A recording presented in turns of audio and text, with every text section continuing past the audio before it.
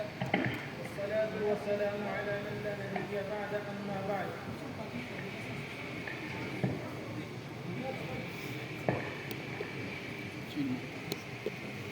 مدرسہ احیاء العلوم سرزمین کشتواڑ کی ایک مشہور اور معروف دینی درسگاہ ہے جو داعی اسلام ولی کامل سیدنا شاہ فرید الدین بغدادی رحمہ اللہ کے نیک سیرت و نیک صورت فرزند ارجمند سیدنا شاہ خیال الدین بغدادی نور اللہ مرکزہ کے نام نامی اسم گرامی سے منسوب ہے.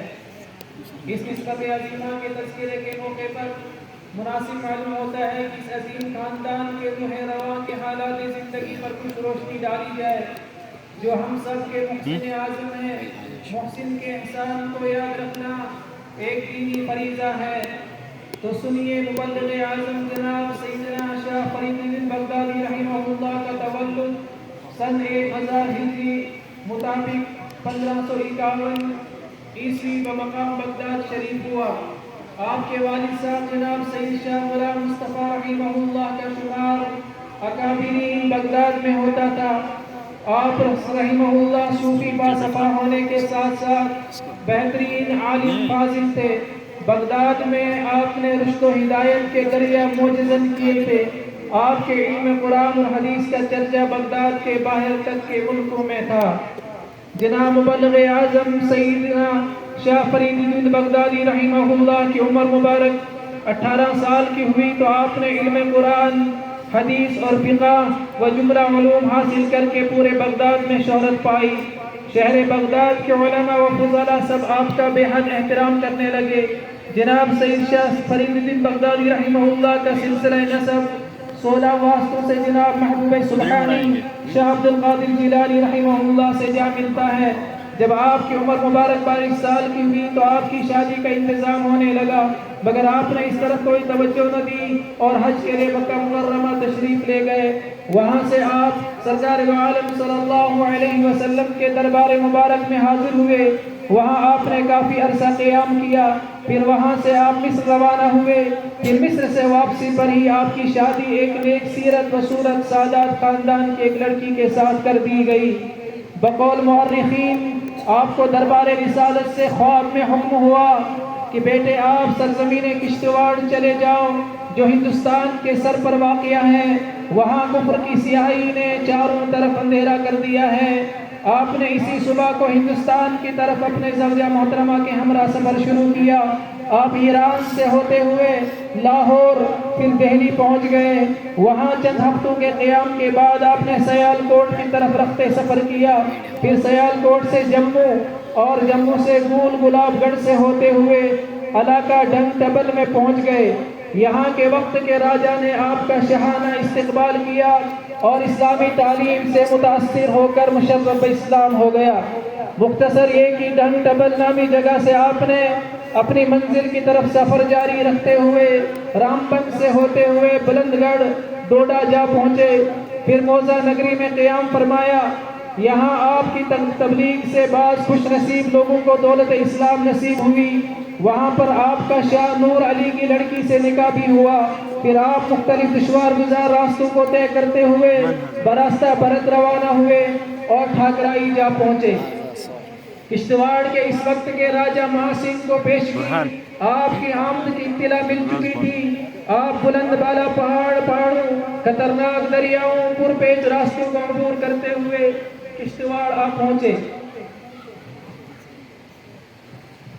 راجہ نے اولاً آپ کی طرف کوئی خاص توجہ نہ دی اور نہ ہی اسلام میں کوئی رغبت ظاہر کی مگر آپ کے مسلسل دعوت اور باطنی توجہ کی وجہ سے آخرکار مہاسنگھ نے آپ کے دست حق پر اسلام قبول کر ہی لیا.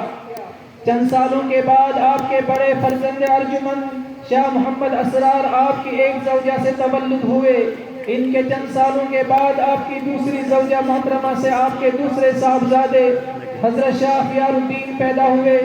آپ دونوں فرزندان نے اپنے والد محترم کے ہمراہ تبلیغ اسلام میں بڑھ چڑھ کر حصہ لیا اور مردہ اور کفر آلودہ دلوں کو زیور اسلام سے آراستہ کرنے میں سرگرم عمل ہو گئے. دور دراز علاقے جات میں جا کر کفر کے اندھیروں کو مٹانے کے لیے اسلامی تعلیمات سے واقف کرایا۔ ان سب اولیاء کرام کے مزارات سرزمین کشتواڑ میں موجود ہیں۔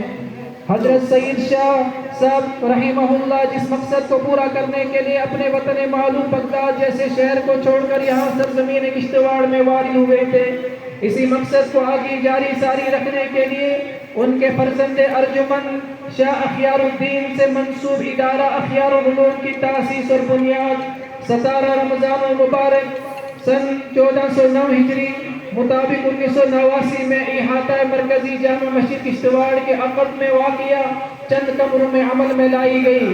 اس وقت کے بانی و مبانی محترم حافظ خورشید صاحب قرار پائے، جنہوں نے مدرسے کی ترقی کے لیے ہر ممکن کوشش کی۔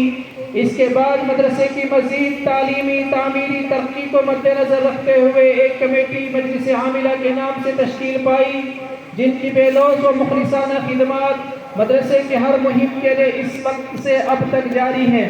جن حضرات کی کوششوں کی ایک کڑی یہ بھی ہے کہ مدرسے کے لیے یہاں سدنا کالونی میں موجود خرید کردہ قطع عرضی میں مدرسے کو منتقل کر دیا گیا۔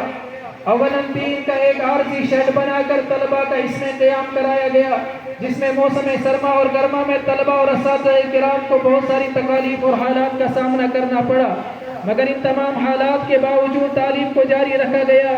اس کے بعد اللہ تعالیٰ نے اس مدرسے کو ایک عظیم باصلاحیت علم اور تقوی کی جامع امانت دار شخصیت حضرت قاری بدر الدین صاحب رحمہ اللہ کی شکل میں عطا کی، جنہوں نے اپنی پوری توجہات ظاہرہ و باطنہ مدرسے کی تعمیری تعلیمی اور تربیتی سرگرمیوں کی طرف مائل فرمائی۔ مدرسے کی ہر طرف سے بارادہ خداوندی آبیاری فرمائی۔ تعمیری آپ کی محنتوں اور کاوشوں کا ثمرہ اور امت مسلمہ کے آپ جیسے دردمندوں کے تعاون سے مدرسے کے یہ دلکش عمارتیں اور مسجد تقویٰ کی پرشکوہ عمارت آپ کے سامنے موجود ہے۔ تعلیمی میدان میں آپ کی خصوصی توجہات رہتی تھی، جس میں قرآن کریم کو صحت کے ساتھ پڑھنے، رسوخ فی العلم کی فکر ہمیشہ دامنگیر رہتی تھی۔ ان تمام کوششوں کا نتیجہ ہے کہ مدرسے نے مختصر سے وقت میں ترقی کے مدارج طے کیے، اور بحمداللہ حفاظ کرام کا ایک جمع غفیر یہاں سے فارغ ہوا، جس کا ایک دلکش نظارہ آپ حضرات آج کے اس جلسے میں 100 حفاظ کرام کی شکل میں دیکھیں گے۔ اسی طرح عربی درجات سے سینکڑوں طلبہ کرام یہاں سے پڑھ کر علماء و مفتیان کرام بن کر مختلف علاقوں میں دین متین کی خدمات انجام دینے میں مصروف کار ہیں۔ اس کے ساتھ ہی حضرت قاری صاحب مرحوم پورا ضلع کشتواڑ کے مدارس کے تعلیمی نظم و ضبط پر بھی بڑی گہری نظر رکھتے تھے۔ بسا اوقات ان دور دراز پہاڑی علاقوں میں واقع مدارس کا خود دورہ فرما کر ان کا ہر طرح سے معائنہ فرماتے تھے، اور کمی کوتاہیوں پر بڑی حکمت کے ساتھ اصلاح فرماتے تھے۔ اللہ پاک ان تمام خدمات کا صلہ حضرت کو آخرت میں عطا فرمائے۔ اس وقت مدرسے میں طلبہ کرام کی مجموعی تعداد 250 ہے، جن میں شعبہ عربی درجات میں درجہ فارسی سے لے کر عربی ہفتم تک 176 طلبہ زیر تعلیم ہیں، اور درجہ حفظ و ناظرہ میں 74 طلبہ ہیں، جن کے قیام اور تعام کے تمام تر انتظامات مدرسہ کرتا ہے۔ نیز 17 اساتذہ کرام تدریسی خدمات انجام دے رہے ہیں۔ مدرسے کے آئندہ بہت سارے منصوبے ہیں، جن میں مدرسے میں طلبہ کی بڑھتی تعداد کے پیش نظر دارالاقامہ اور دارالتدریس کی توسیع پیش نظر ہے، اور مکتب کے ایک کمپلیکس کی شدید احتیاج ہے۔ اسی طرح دارالضیوف یعنی مہمان خانہ کی بھی اشد ضرورت ہے۔ مسجد تقویٰ کی مزید تعمیری کام کی بھی ابھی تکمیل باقی ہے۔ دنیاوی تعلیم کے اعتبار سے انتظامیہ نے آئندہ سال ایک اکیڈمی اخیاری ایجوکیشنل انسٹیٹیوٹ کے نام سے کھولنے کا منصوبہ کیا ہے، جس کے لیے کوششیں جاری ہیں۔ امت مسلمہ کے آپ جیسے دردمندوں سے اپیل ہے کہ مدرسے کی تمام تر منصوبات کو مد نظر رکھتے ہوئے مدرسے کی طرف اپنی مزید توجہات بڑھائیں، اور رب کریم سے دعا کریں کہ اللہ پاک ان تمام منصوبوں کو پائے تکمیل تک پہنچائے۔ نیز مدرسہ اخیار العلوم کے ساتھ ساتھ مذکورہ مجلس عاملہ کے تحت سرزمین کشتواڑ میں ایک اور ادارہ مدرسہ عائشہ للبنات کے نام سے امت مسلمہ کی طالبات کی دینی تعلیم میں سرگرم عمل ہے، جس کا قیام مکتب کی شکل میں 1997 میں ہوا، پھر باضابطہ اکتوبر کے مہینے میں سن 2015 میں اس مکتب نے مدرسے کی شکل اختیار کی، جس میں 3 سالہ مبینہ کورس کا نصاب رکھا گیا۔ الحمدللہ اب تک اس ادارے سے بھی تقریباً 100 طالبات فارغ ہو کر اپنے اپنے علاقے میں دینی خدمات انجام دے رہی ہیں۔ مزید مدرسے کے نظم کے تحت پورے سال اسکولی طالبات کے لیے مکتب بھی جاری کیا گیا ہے۔ سرمائی تعطیلات میں 2 ماہی کورس کا بھی نظم ہے۔ مزید دوران سال اسکول سے فارغ ہونے والی طالبات کے لیے 6 ماہی کورس کا بھی انتظام رکھا گیا ہے، جس کے تحت اس سال خطۂ چناب سے کچھ بچوں نے آ کر اس کورس کے تحت اپنے آپ کو دینی تعلیم اور تربیت سے اپنے آپ کو آراستہ کیا۔ اسی طرح شہر کی خواتین کے لیے ماہانہ مجلس بھی منعقد ہوتی رہتی ہیں۔ آخر میں آپ حضرات سے گزارش ہے کہ اپنے بچوں اور بچیوں کو ان دونوں اداروں سے منسلک کرنے کی فکر کریں، تاکہ وہ دنیاوی تعلیم کے ساتھ ساتھ دینی تعلیم سے بھی آراستہ ہوں، جو امت مسلمہ کے ہر فرد کا ایک دینی فریضہ ہے۔ آخر میں دعا کریں اللہ پاک ان دونوں اداروں کو ہر طرح کی تعلیمی تعمیری ترقیات سے ہمکنار فرمائے۔ آمین وآخر دعوانا الحمدللہ رب العالمین۔